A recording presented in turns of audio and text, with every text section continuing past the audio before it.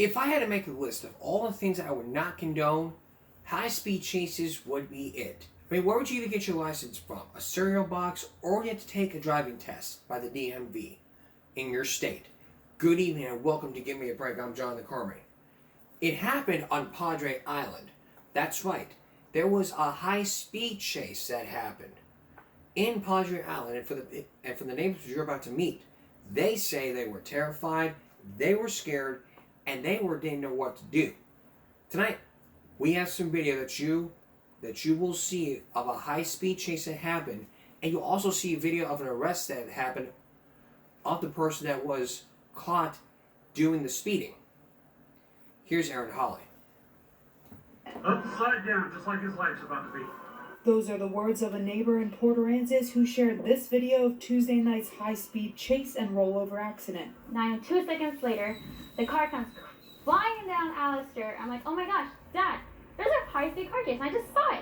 Police say the driver was 17-year-old Tyler Ellis from the Austin area. He was driving reckless. He was all over the place. And I was just praying that he wasn't going to hit anybody, because we have families and, locals. Everybody's out walking around. It's right when everybody's going home. It's a busy, busy time. The chase began on the beach when an officer tried to make a traffic stop for speeding. The driver sped into a nearby neighborhood. And all I saw was a police officer with a gun in his hand, and he was running, and I was like, you need to come outside. And she went out there, and there was just 4 girls, and they were pulling them out, and I was recording. I always record everything. Police handcuffed the 4 girls. One was reportedly carrying a backpack with 2 handguns, a loaded 40-round magazine, drugs, and cash. According to officers, Ellis sped down Highway 361, then crashed.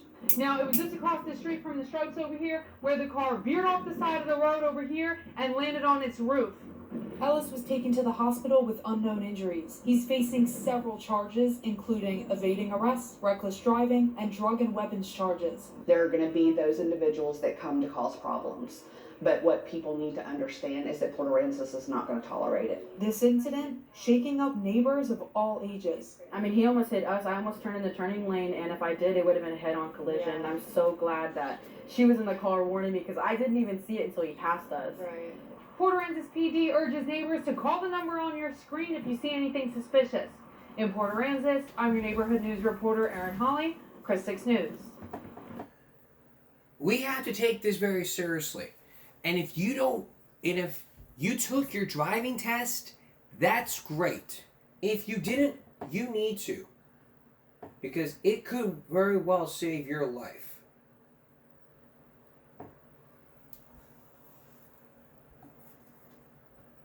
It could very much help you out when it comes to stuff like this.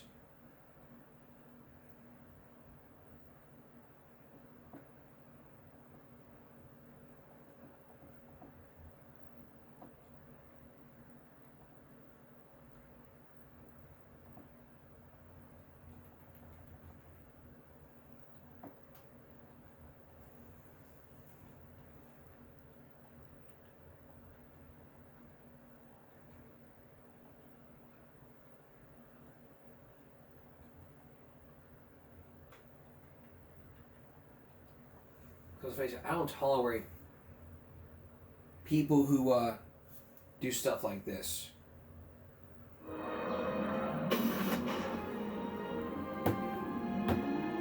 On the KPRC2 Plus live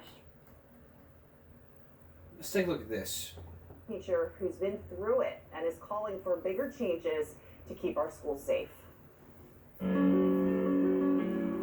said, I'm going to kill you.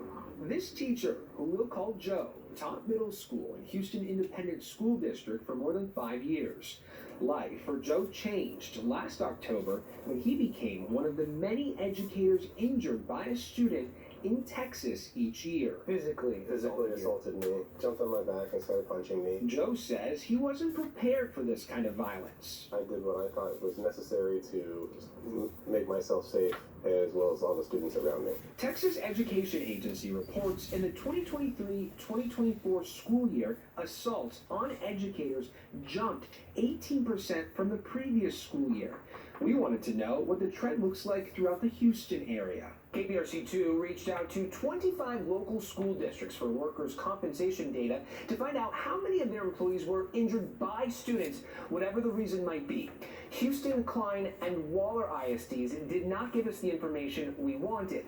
Data from the other 22 local districts revealed during the past 2 school years, a total of 3,501 staff members were injured by students, and that number jumped 8.2% year over year. The districts with employees reporting the most student-caused injuries were Cy-Fair ISD, Aldine ISD, and Fort Bend ISD. As an educator yourself, what would you like to see happen in situations like this? More accountability for the violent students. 30 days is not long enough.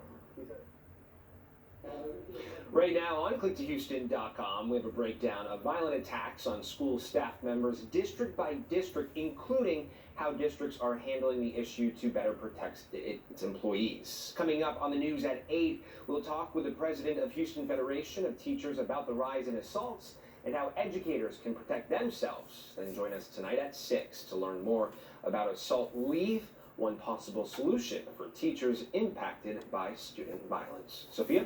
All right, Zach.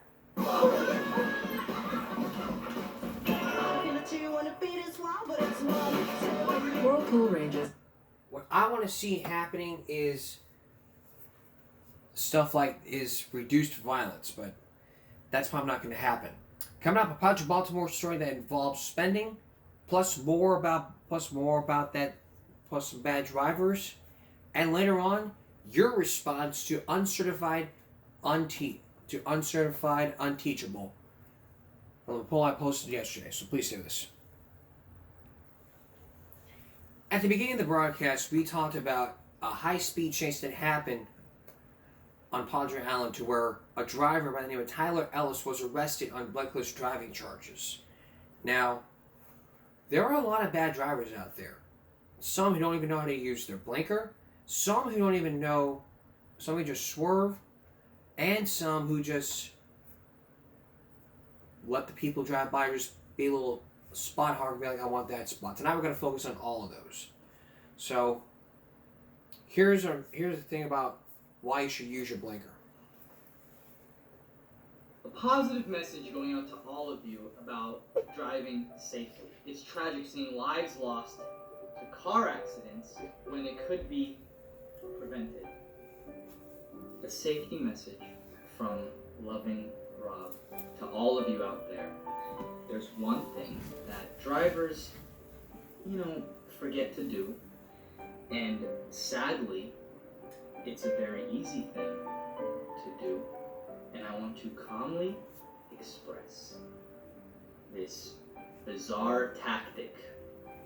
It's brand new, and that one very useful thing is to use your blinkers! You know what a blinker is? Like on the car.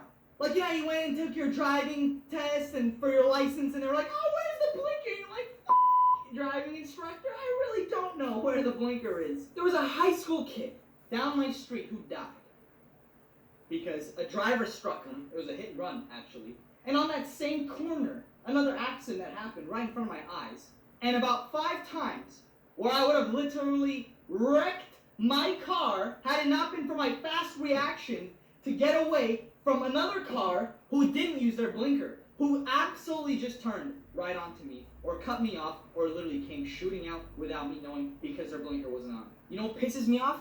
Drivers drive like their dad owns that road. It's the pompous, egotistical drivers that don't use their blinker. I get it, sometimes you forget. Or sometimes it's really not necessary because there's no one out on the road. I get it. But let me teach you why it's not hard. Picture this, for demonstration purposes, being your driving wheel, like this. The blinker, ladies and gentlemen, it looks something like this. Here's the wheel in your car, you're cruising down with your bestie or with your friends. Surprisingly, right here, look at this. When you're cruising with your homies, when there's some fine chick, jogging down the block, I don't know why that matters, but you need to change your lane. Look at this. Look. Do you see my hand, Tyler? Mm-hmm. You see my hand? Look, what's that? Blinker. Blinker. Yup. Blinker. I'll model it out for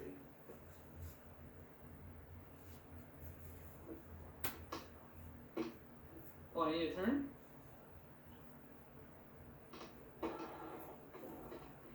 That's it!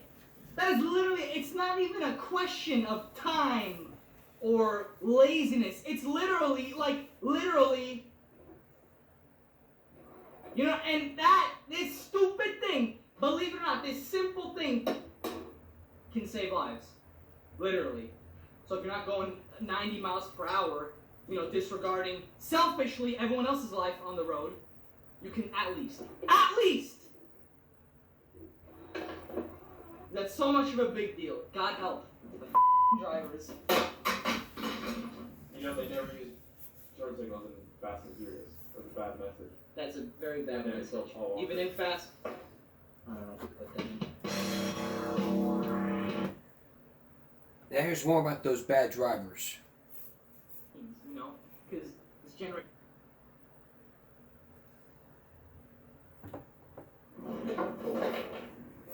What was that? I made a rant about this before. I'll put the video link in the description below. I mainly talked about how drivers have no idea how to use a blinker. I want to talk about other points that I didn't mention in my previous rant in this one. And for demonstration purposes, we're going to start off talking about the specific drivers who have no clue which lane to pick. You see them like swerving in between the lanes and they're driving right on the line. You're behind them like, pick a lane.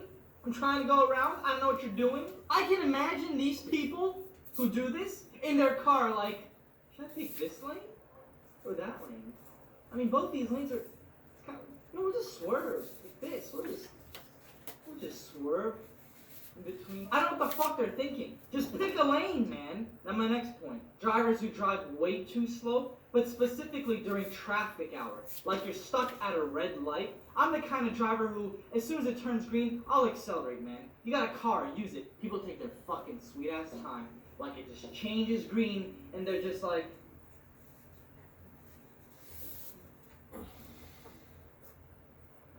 by the time they go, and the other slow drivers, you know, like behind them, only 3 cars pass that intersection until it turns fucking red again. Takes 20 minutes to cross 1 block. Thanks, fuckface. And the women, I have so many videos of this.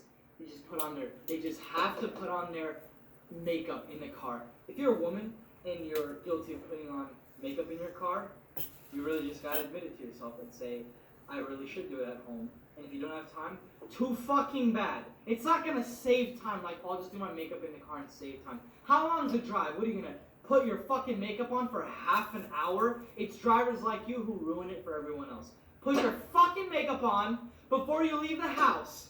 And if you don't have time for your makeup, then wake up a little bit earlier. And if you can't wake up a little bit earlier, too bad, so sad, you're gonna look like an ugly fucking duckling going to your work or wherever it is you're driving to. And the people who text, like, you can always tell they're texting while driving because they're just stuck at a light, they're not moving, something's up. Oh, and these drivers, this is a good one. When you want to turn into a main street, you know, or you're waiting to make a left or right hand turn, and you're just waiting. You see them coming, so you're like, oh, I'll just, you know, wait for him because he's going to be passing by. Then they slow down, and you're thinking, should I go? Is he going to speed up, you know, because that happens too.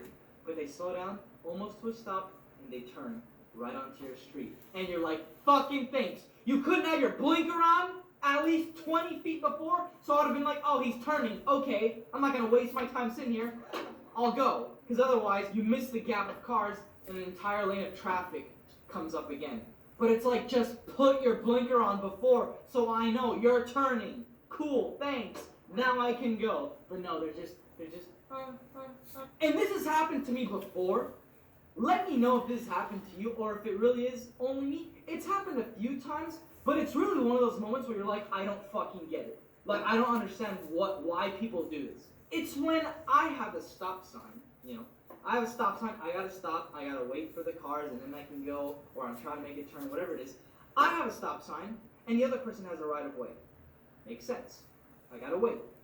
It's when the person who has the right of way literally stops, causing traffic. People behind him start fucking honking, like, what the fuck are you doing, man? Just stopped in the middle of the road, you know? People have to, like, drive behind him and cause a huge scene. And lets me go, like, oh, come on, go ahead, I'm letting you go. Why are you letting me go? I have a stop sign. You have the right of way. Drive. You can't stop in the middle of the fucking street. But people do that. I have a stop sign, and they're going, they're like, and they slow down. I'm like, the hell's he doing? He stops and he goes, I'm like, buddy, you don't even have a stop sign. Fucking drive. You're trying to be nice. You're being too nice. You're being nice when it's not needed. Like you're breaking the law. It makes no fucking sense. People can't follow the law because they're stupid. Now they're breaking the law because they're too nice. I'm fucking lost. And some people have the nerve. They have the audacity to stop and be like, oh, hurry up and go. Like it's my fault now. I'm sitting at my stop sign waiting, but it's my fault now. You know what their attitude? They're like, oh, trying to let me pass. What the hell's wrong with people? Did they get their license from a Kellogg's Fruit Loops box? Did they go to Victoria's Secret and had like one of those 3 panties on sale for 35% off promotions, and with that you get a free driver's license? Is there some sort of promotion I really don't know about? Or do they actually go to the DMV and take their driver's license test? Because if they do they suck off their instructor too? Or do instructors these days just feel sorry for teens, you know? Because this generation of teens are just, oh, I'm so offended, I'm so hurt, I'm so, and then I cry about every fucking little thing. That they fail the test, but their driving instructor is like, you know, you made a few mistakes, but I'll give you a pass. And the test is a fucking joke. If you've taken it, you know. If you're going to take it, it's a fucking joke. It's literally like, make a left here, okay, you know, blinker. Pull up here, okay, driving 25 miles per hour in the little residential area. Okay, and pull up and park here. Good job, Timmy. You're street legal. You're good. And driving overall is easy. It's so fucking easy. It's structured. It's limited. Yet it's one of the leading causes of death. Yeah, a lot of that is DUI, but still, what I'm saying is people are stupid. Last but not least, it's the fucking parking lots. Oh, do these blow my mind. You'll pull up in a, grocery store parking lot, wherever you drive. I can't be the only one here. It's when someone pulls up or they're blocking traffic, and there's traffic going out to the street and they're like, what the fuck's this person doing? And they're waiting specifically for like one spot. When there's like 50 other open spots available. They just have to drive another 40 feet. But they don't want to do that, Now we're lazy in the car. Now people are too lazy in the car. I'm like, I can't do that. I don't know what it is, common decency. I don't have the nerve to block traffic behind me. God forbid they walk 30 feet. I can't do that. I can't block traffic like that and sit there for fucking 5 minutes and go around me. I don't care. Like, I get it. Maybe some people are having a bad day. Maybe their dog just died or they got fired. Sure. But the way I see it is we're adults. We can't reflect, anger out into the world and other people that really just don't deserve it. Let's just deal with those problems when we get home. Don't shove it out to others. And that's what I'm saying. Parking lots, same thing. They'll see a fucking open spot. I want that one. And then they'll stop there, and people are behind, that car. Some going all the way out to the street, blocking people from driving. Like, literally, they can't even get to the next intersection because they want that spot. Because they won't drive 30 feet around the lot and go to the 15 other ones open. I kid you not. I kid you not. When I go grocery shopping, this happens all the time. If it's me, fucking gas your car, go around, park, go. These people, I want that spot. They feel entitled. I don't know what it is, but they're just on a high horse. They want that spot. It's hilarious to me because a lot of times it's like, I want that one. And they'll wait, and they'll wait, and they'll wait for fucking Samantha and her 4 kids to load up the car full of 7,000 bags of groceries she just fucking happened to buy for her hibernation season. And they'll sit there for 20 minutes waiting for this one spot when there are 30 available spots just around the corner. It makes no sense. You could have parked, got out your car, and been inside the store by that time. During this entire time, you're waiting. You could have literally been inside the store. Now we're being lazy in cars. God forbid your fat ass leaves your car 10 feet further from the grocery store, so you did 10 feet, a bit of extra walking. God forbid you fucking lazy, fat, illogical, senseless prick.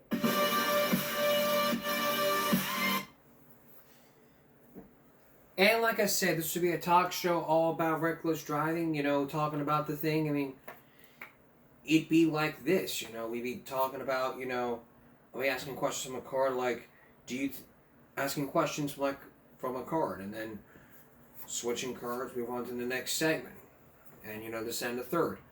Like, you know, let's bring out Tyler Ellis.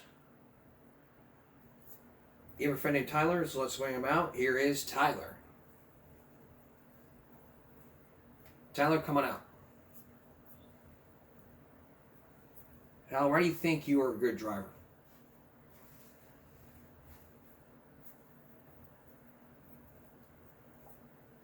And the rest were to go on, but this is why I don't drive. I don't drive, period. But if I did drive, I would be causing a huge issue out on the road. And nobody would even care when it comes to safety on the road. So, what's the bottom line here, boys and girls? You need to know all about driving. It could help save your life. And if you don't know how to drive, retake the test. If you fail the test, you don't get your license. If you pass the test, you're good to go. Just don't argue with the DMV trying to ace it like what Sheldon did on The Big Bang Theory. It's not going to work. You'll be wasting a lot of time. Coming up, a Project Baltimore story that would even get the Baltimore County thinking twice before they spend a lot more money. And later on, your response to uncertified, unteachable. Please stay with us. I said this in yesterday's broadcast, and I'll say it again. Your child's education could be in jeopardy, not just because of untrained, uncertified, or unteachable teachers, but from the state of Maryland and the city of Baltimore in their project. Now, if you remember a couple days ago, on Give Me Right Tuesday, we talked about the surging spending on Maryland's education. But from the county executive you're about to meet, he says it's time to get real. So is it time to get real when it comes to your child's education or the tax or from our tax dollars? Because mainly, you get free education from our tax dollars. We pay taxes, and our taxes go to the schools. It's the bureaucracy. But you go where you're zoned. Here's Chris Papps. The day of reckonings are here. Hartford County Executive Bob Castley says Maryland is at a crossroads. What happens in the final weeks of this year's legislative session in Annapolis, he believes, will have a significant and lasting impact on public schools and taxpayers. Is Hartford County going to have to increase taxes? It's hard to think how you make it through these, historic kind of increases without some big changes in how we operate and what we do. The historic increases Castley is referring to involves new cost projections associated with the blueprint for Maryland's future. He just learned if nothing changes, taxpayers in his county will owe tens of millions of dollars more than previously estimated. This thing is grossly unaffordable. What we have to do is just cut back on other services that we're providing people. The blueprint for Maryland's future, passed in 2021, pumps billions of additional state and local tax dollars into public education every year. The law, in part, increases teacher salaries, expands pre-K, and doubles teacher collaboration time. In 2022, the Department of Legislative Services, DLS, released a report projecting blueprint costs for Maryland's 24 local jurisdictions in coming years.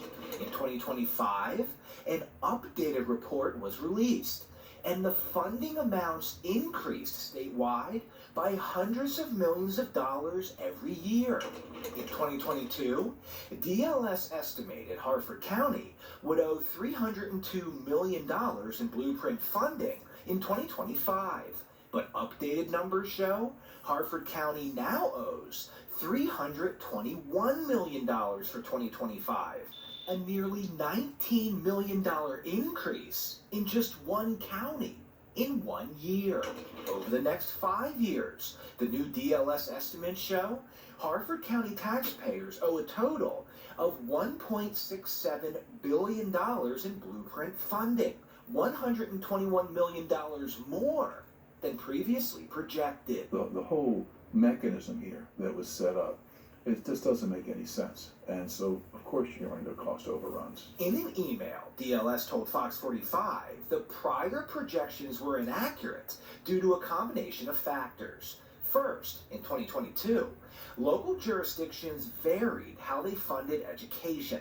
Those differences affected projections in subsequent years.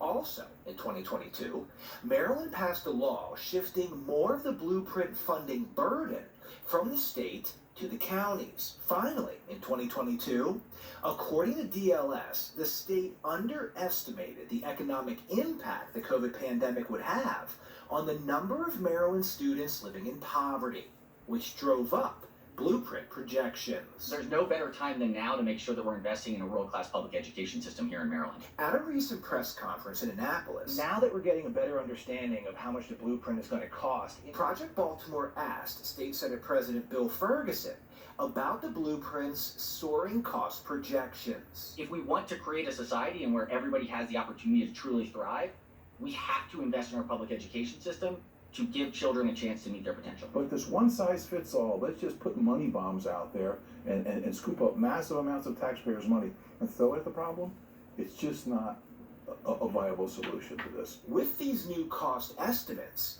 Castley is calling on lawmakers in Annapolis to adjust the blueprint to ease the burden on local taxpayers. But time is running out. The final day of this year's legislative session is April 7th. You're impacting taxpayers, you're impacting families, you're impacting local governments at just an unprecedented level. It's time to get real in Annapolis and take a step back and do the right thing. Castley told Fox 45 News he does not yet know what programs could be cut in Harford County as a result of blueprint spending. He said he'll make those decisions when the time comes. And Fox 45 News will continue to keep you updated on school costs and expenditures in our state and how it affects your child's classroom. I'm Chris Pabst, and this is Project Baltimore. And let me tell you, we'll follow this story, and on a future Give Me a Break, we'll let you know what happens in the future. We'll let you know what happens. But let me say this. There are other alternatives to education. Homeschooling, online school, a GED. GED is to where if you dropped out of school, you'll study to get your GED. Because it's different than from a high school diploma. You don't get a GED reunion, no GED cap and gown, whatever. Need different policies and ideas instead of just dumping money.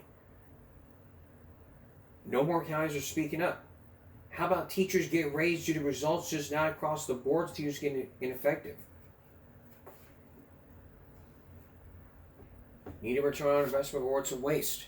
You know, this is what happens in society these days where people don't give a crap. It's like, let's pass this bill. We want to raise taxes. When Dr. David Freeman created a police department for Flower Bluff back in 2020 during the pandemic, he said it does not it had nothing to do with taxes. What it had to do was safety. It's like, we have the highest tax rate. And I was there. I had audio recording. I was there. If you don't believe me, check out our video to where, after I talked to Chris Papps, after I talked to some guy named Eric who created the Stop Bullying CCISD, I had an audio recording of the meeting that I went to. And all the notes I took from there, it was a big deal. Like, if you had to create a police department, you need to have like a certain building. Don't use an administration building, just have a certain building put in place like the old police station. But make it separate. What does need to happen here?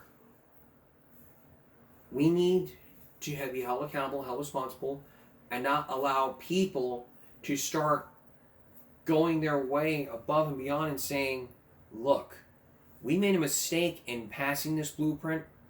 We need to take a close look at this and say, enough is enough. When I come back, your response to untrained and uncertified.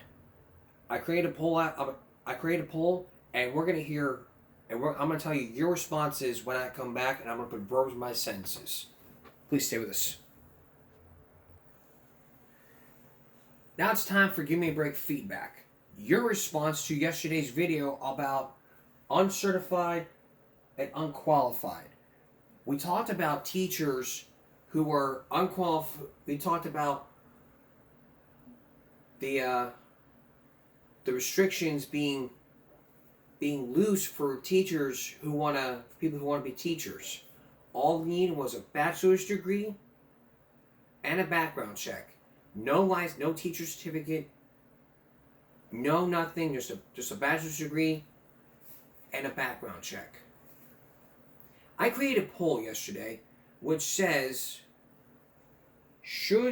I created this poll, should uncertified, unqualified teachers be let go or be allowed to teach? That's a new poll I created a couple hours ago. Now, this was from yesterday. This is what I created. Should uncertified or unqualified teachers be allowed to be let go? This was your results. 67% of you said yes. 30% of you said no. So yeah, 67% of you said that all teachers should be unqualified to teach. I mean, it's your child's future. We're talking about your child's future. I mean, what are you going to do one day when he gets hit by an uncertified teacher? I mean, I don't want like I said before, I'm unqualified. I'm unqualified. I'm uncertified. Bring me to the classroom and I'll see how difficult it is to teach. And if we didn't have, and if not, then, I don't know what to believe. I don't know what to believe indeed. But we have to make sure it does not happen. We want certified. We want old things back. I mean, if you're a plumber, you gotta be certified. If you're a beauty, you need to have a license. We license drivers. We license dogs. If you want to braid hair, you gotta have a license. You have a license to cut hair. A licensed beautician. Certified. If you're certified, you're good to go. But if you're not certified, you can't be all like, let's just lower the requirements. As superintendent's principals, we're like, what are we supposed to do? Shut down our schools? We're trying our best here. There's no trying, there's doing. And even teachers unions may be up in arms saying, yay, this is a good idea. I say it's not a good idea because you don't know about that teacher. Sure that teacher may be unqualified or uncertified, but what if that teacher had a criminal record? You're going to allow a drunk driver to teach your class while smelling like alcohol? You're going to allow a druggie to teach your class while being high on marijuana? Absolutely not. Go back to the days where bachelor's degree and a certificate. That's just all you need. No restrictions. No going back to good old days. We need to go back to certified teachers. I had teachers who once taught me very well, and believe me, I got a good education. We're going to take a break. We'll be right back. Welcome back.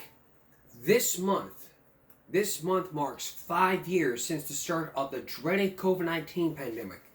And on a special Give Me a Break Throwback Thursday, we're going to dedicate Throwback Thursday to a very special Give Me a Break, all about 5 years during COVID, 5 years after the pandemic. What happened since then, and where are we now after the pandemic? We're going to look back at all the things that have happened, from stay-at-home orders to even remote learning and education, to even truancy. It's going to be a full 2 hours that I agree you will not miss. So here is one of the stories that you will see today and tomorrow as we start to preview our special all about COVID-19 pandemic 5 years later. You remember where you were. I remember where I was. I was at work where we were required to wear masks. We were staying 6 feet apart. And education, after spring break, they were like, let's get computers, let's do remote learning. But during the 2020-2021 school year during the pandemic, this happened. And for the former Karnes County attorney by the name of Jennifer Dillingham, she made a promise to combat truancy. But as we're about to show you,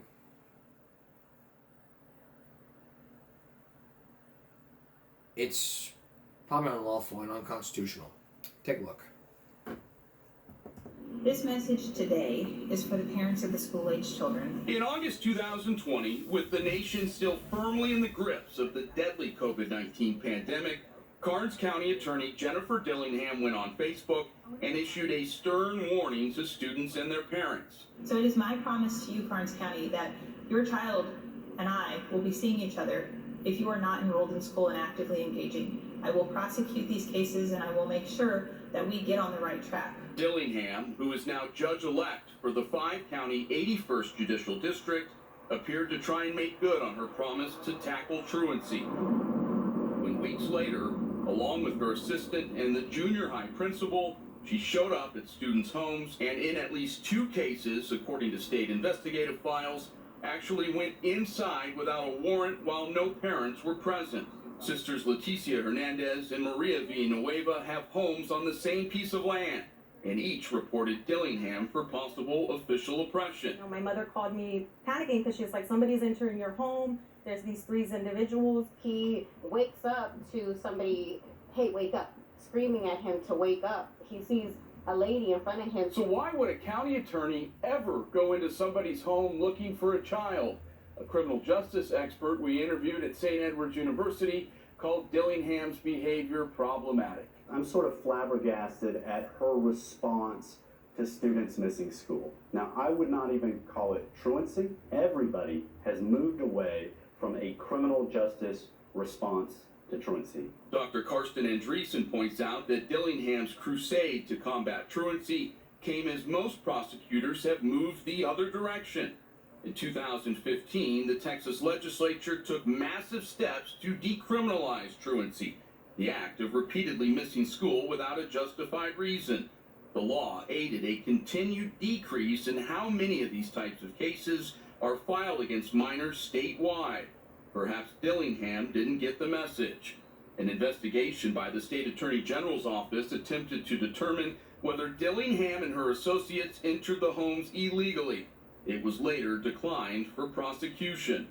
Reached by phone, Dillingham, who serves as the head of the Karnes City Independent School District Education Fund, called her relationship with the district complicated. After agreeing to meet with KSAT Investigates for the story, Dillingham subsequently canceled and was out of town at a conference when we came to her office. Can we ask you a few questions? We caught up with her weeks later as she left work. Nice to see you. Nice to see you. How are you? I'm doing well.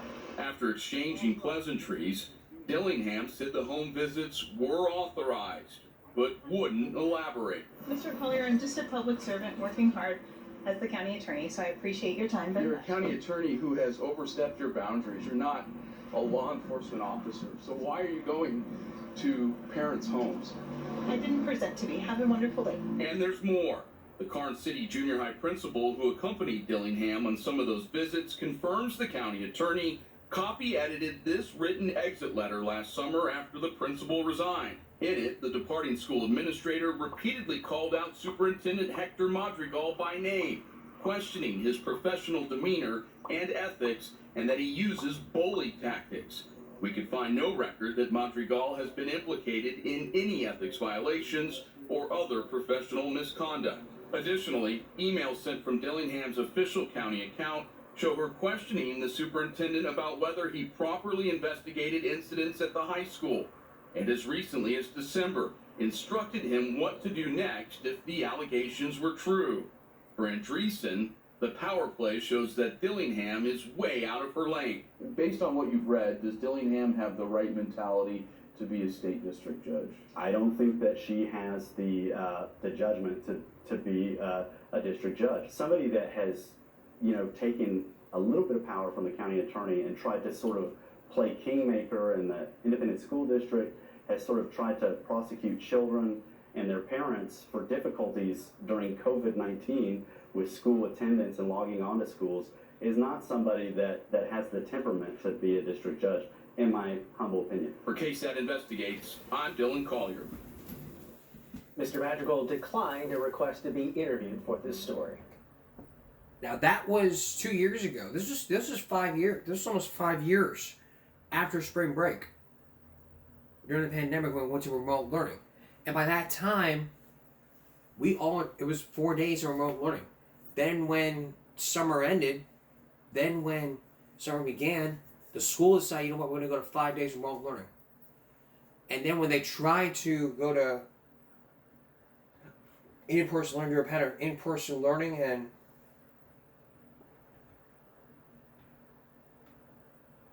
in-person learning and remote learning pattern, every school district that has been excited to go open up and 5 days later shut down because it was a big mistake on their part. That's what this special that we're going to be talking about on Thursday is all about. Not just this story we talked about from back in August, from back in 2020. Not just that.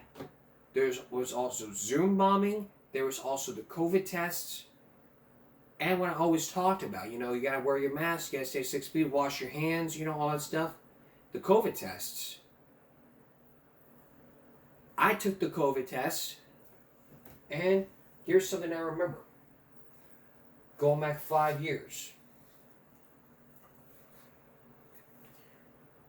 I remember this vaccine card, and I kept it very great I kept it as a memory, as a little souvenir. I still have it to this day. And I will always remember this vaccine card. I'll always remember it. I got two vaccines. After the second vaccine, I was a little drowsy, but I felt a lot better. And since then, I've been 4 years COVID-free because I took precautions.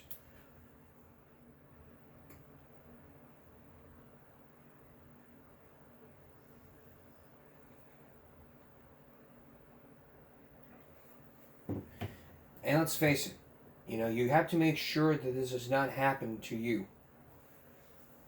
You got to make sure, I know it's too late to be taking COVID tests, but you can still find COVID tests online. I don't know if you can, but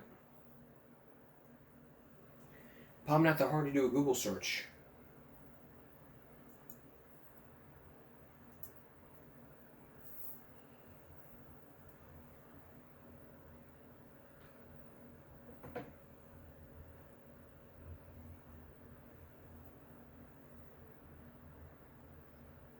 Yeah, you can.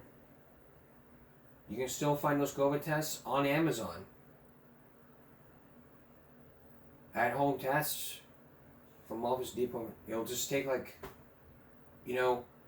15 minutes.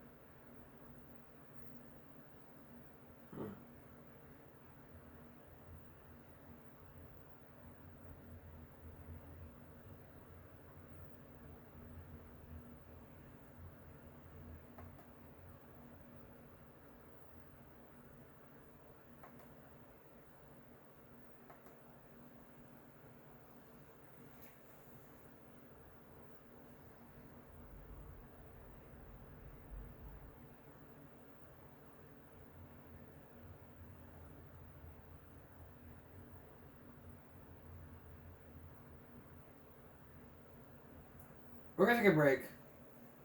We'll be right back.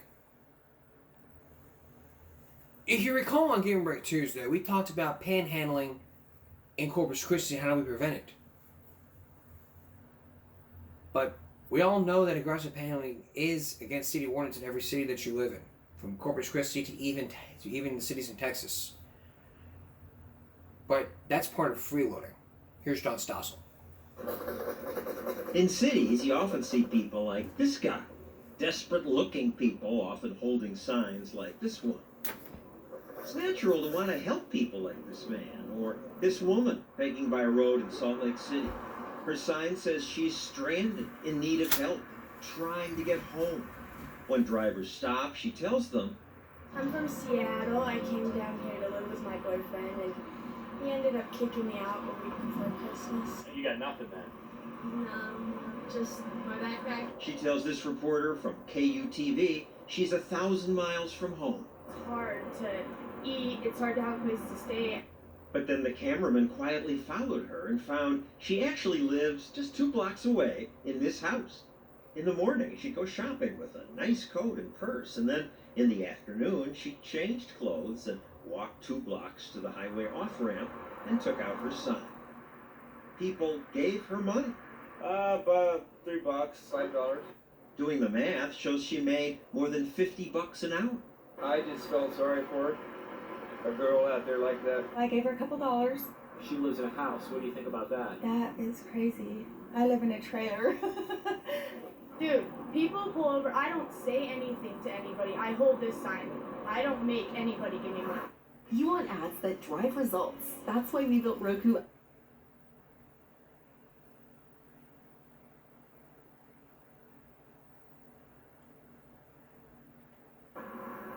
It is true that she doesn't make anyone give her money, but lots of people want to help those who seem to be in need. I got it. But lots of America's beggars are not needy. They're just freeloaders who've found a good racket.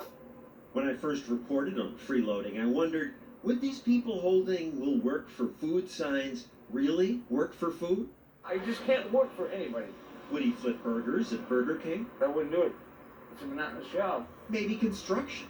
I can't do it. My back. He says he would do janitorial work. That I would do. But will he do it 5 days a week? That I can't do. Why not? Well, why should I? Why does a human have to work every day if you don't want to? I have lawn work. Do you? You have some right now? I offered jobs to 12 people who said they'd work for food. All 12 said they'd come, but only this man did. He did the work and we paid him $20, but he might have made more money begging. There have been estimates that earning $100 a day panhandling is easy. Steve Malanga and Heather McDonald write for City Journal, a magazine about urban policy.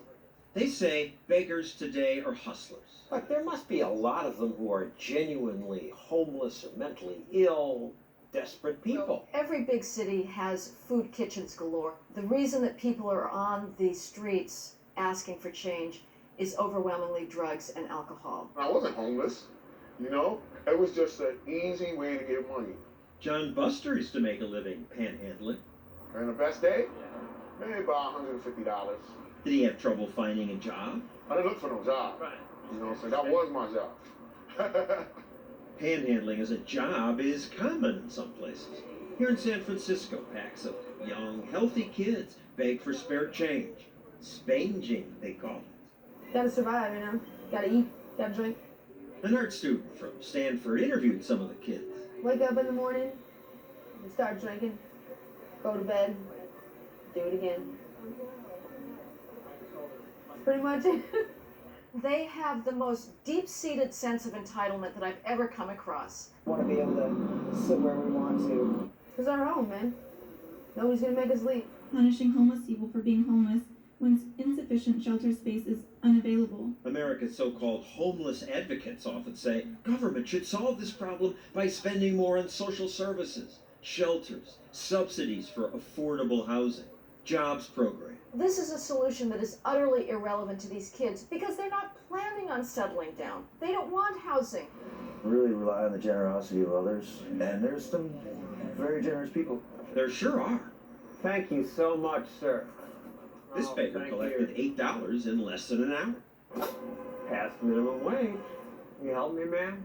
That's me, with a beard. Thank you. Since people wouldn't give John Stossel money, I hired this makeup artist to transform me into a beggar. She glued a beard to my face. Then I put on some old clothing. You ready to freeload? It's the new John Stossel. I hit the streets and started begging. I didn't want to get in anyone's face, so I didn't beg aggressively. Most of the time, I just sat on the sidewalk. At first, I tried the basic homeless and cold, anything will help sign. A little help? It worked. A little bit? This woman gave me food. Oh, thank you very much. A little food. I even got offered a cigarette. No, thank you. This man gave me some change and a job offer. He said, if you're looking for a little work, I need somebody to hand out flyers. You know, if you're around, I'll see you tomorrow and, Here? do some work there. Thank you. After half an hour, I switched to this sign. Can I get a beer? I'd seen beggars trying this more honest, or you might say funny approach. I didn't think anyone would give this guy money, but I was wrong. Thank you. Yeah, thank you. I made just as much money with my beer sign as I did with my cold and homeless sign. Some people wanted to take my picture. That's funny as hell. Can I have a picture with you? Sure. My girlfriends will think that's too cute. I'll buy you a Okay. beer. There you go. You get it? Jenny gonna crack up. We caught up with the people who gave me money, gave them their money back, and asked them, why did you give? It's kind of cold outside. I'm pretty cold myself, so I'm thinking about his situation. I don't know, that guy looked pretty needy, I suppose. I just begged for an hour, but I did well. If I did this for an 8-hour day, I would have made $90. 23,000 for a year. Tax-free. That easy money is why cities are filled with panhandlers. Individuals respond to incentives. If that incentive includes giving them money for no work, there'll be more of them doing that. And the people who give, They're doing a very bad thing. They are merely perpetuating somebody's misery. As long as they can stay on the streets getting money for drugs and alcohol, they're going to. And they're enabling a very self-destructive lifestyle. you're just right-wingers who are not compassionate. Some of these kids, adults, must be in need. Some are, but the proper solution for that is not to keep enabling a lifestyle that eventually is going to lead. By, just ignore them? Yes. That's the advice city agencies give. Give real change to the homeless. Call us. We'll send an outreach team to help.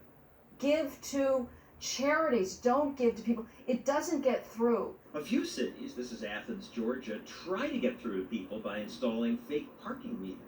They call them homeless meters.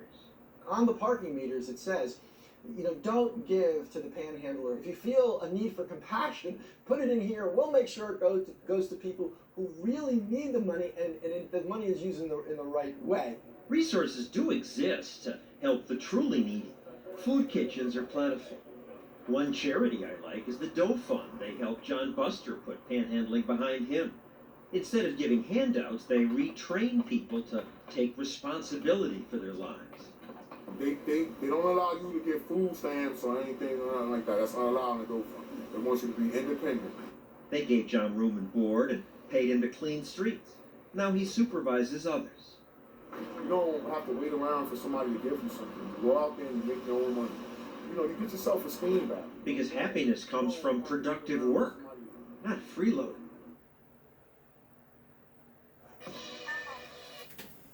And people busk. Now, I don't often say that word because it's offensive to me. But there is a difference between busking and panhandling. And let me tell you, you see me there. If you live in Flat Bluff, you see me playing the intersection walls and Esplanade, and thinking I'm homeless. I'm not homeless. I live here with my mom, and I'm proud of it.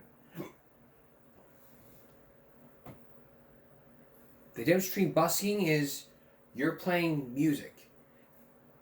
While panhandling, you have a sign with a little, while you're shaking, and people give you money. That's the difference.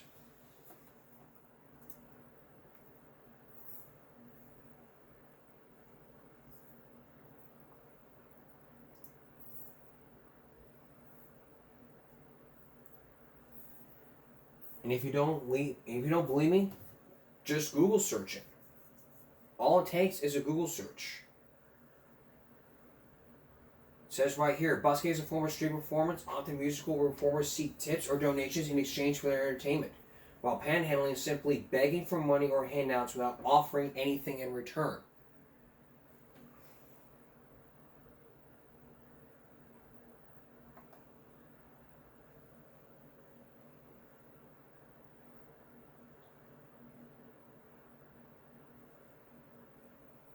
Busking, a form of street performance. Panhandling, begging for money. Remember these key words. Panhandlers are beggars. Buskers are performers, like myself. I will not confirm or deny the allegation of me busking. However, I do not use that B word.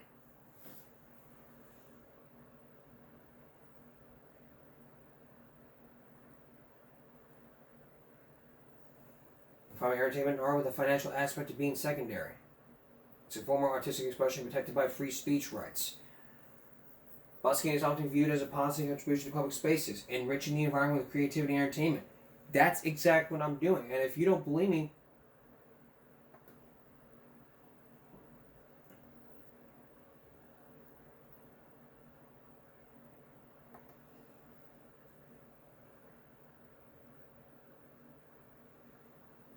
if you do not believe me,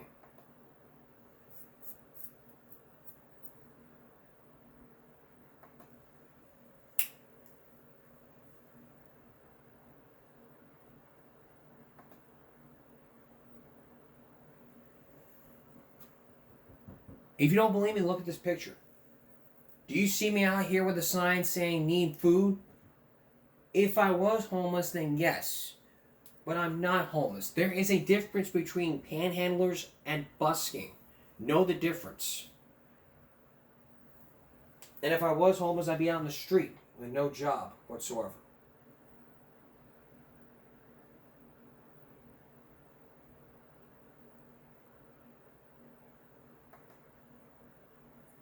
And I wouldn't even be here.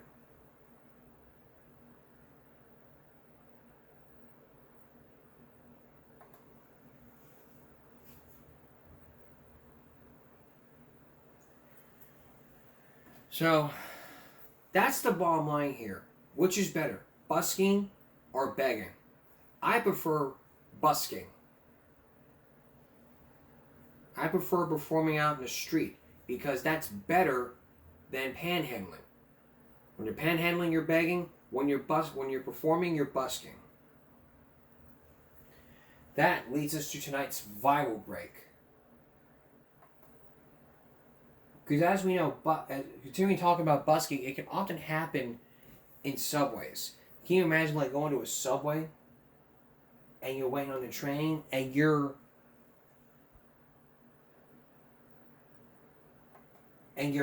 while waiting on the train, you hear someone giving out an amazing performance?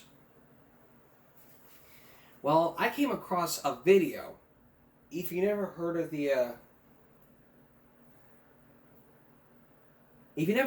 the song Landslide, I remember the one that was by the Dixie Chicks.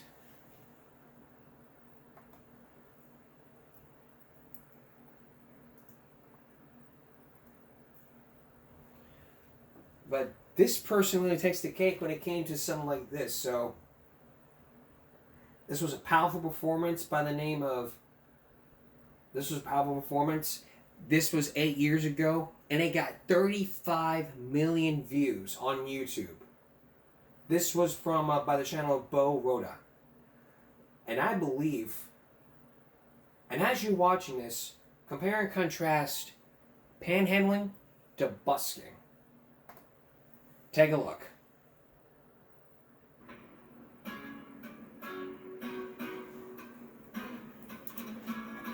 Oh wait, you know what? This would be even better.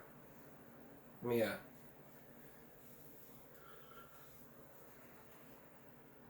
get my... This will be even better.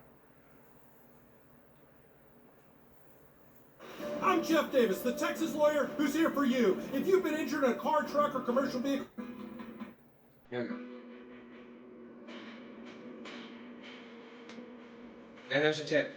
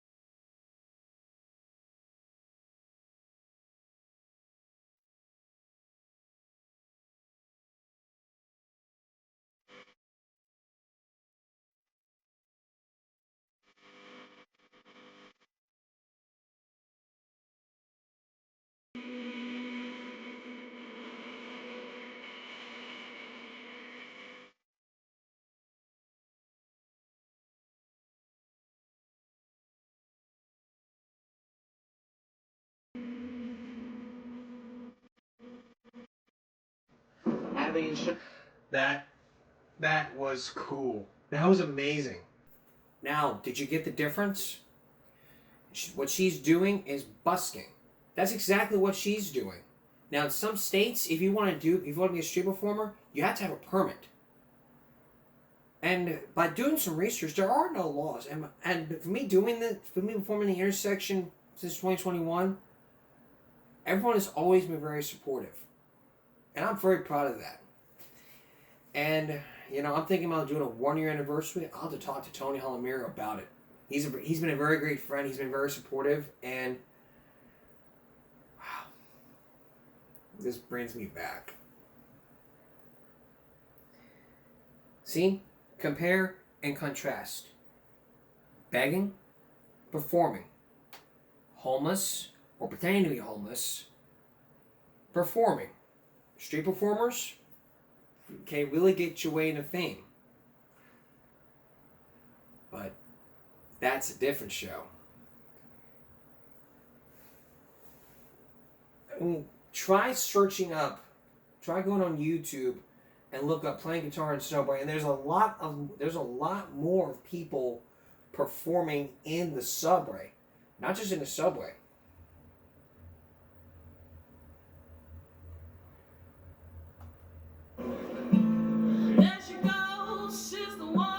Just like this one.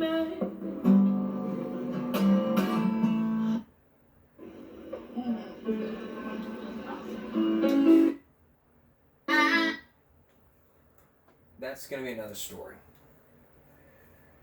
And it's really so cool. Now, if you ever heard of the song Perfect by Ed Sheeran and saw a cover, I think there is one like this.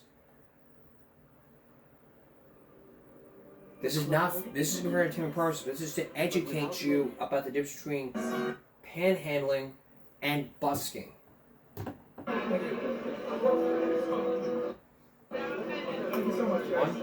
There's a person that tipped. There's another person that tipped. And there's one person that tipped. And one person that tipped. Another tip. And another tip. Thank you. And another tip. And another tip.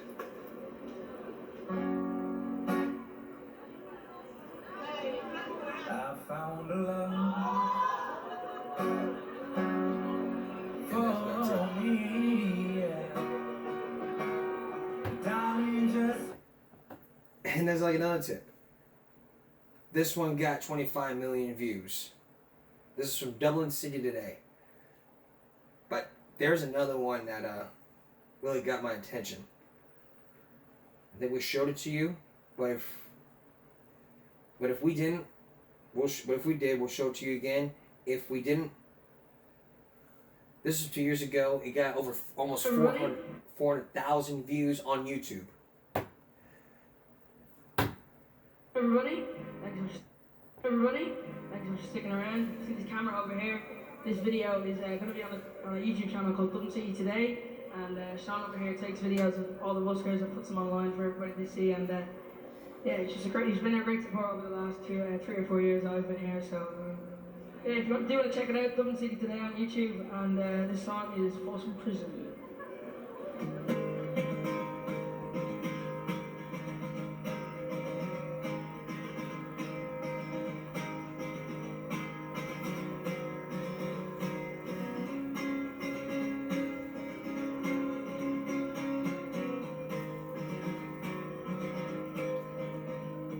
I hear the train come, and it's rolling round the bend. And I ain't seen the sunshine since I don't know when, and I'm stuck in Folsom Prison, and time keeps dragging. Yeah, but that train keeps rolling down to San Antonio. Oh, and I was just a baby. My mama told me, son, always be a good boy, don't you ever play with guns. But I saw a man in Reno just to watch him. Oh, and I hear that whistle blowing right here. I hang my head and cry.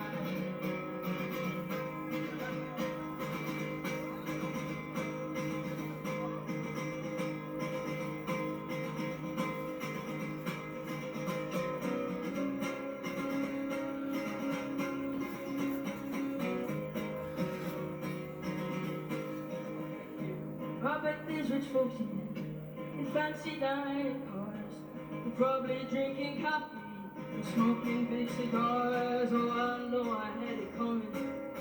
I know I can't be.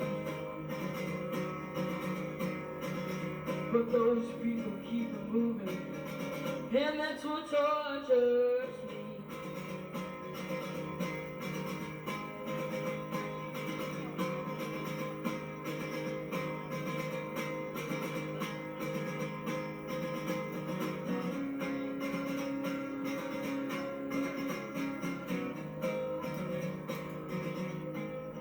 Well, if they freed me from this prison, the realm would be mine. Then I've been moving a little further down the line, far from Folsom Prison. That's where I want to stay. And I'd let that lonesome whistle blow my blues away.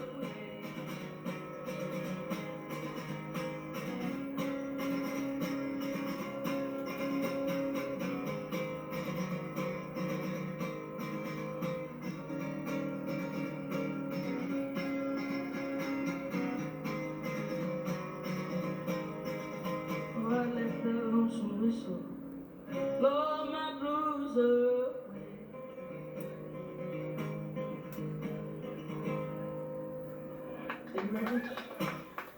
Now do you get the difference? If you get the difference right now, you'll know what I'm talking about. You know the difference between panhandling and busking. So which is right? I prefer performing out in the streets. Even if you're homeless. Even if you're homeless, you can still do it, but do not have a sign saying, all that crap. I'd stick with performing out in the streets. Even if you're not homeless, give it a shot. I mean, one day you'll be on American Idol, The Voice, or any one of those shows that you want a lot.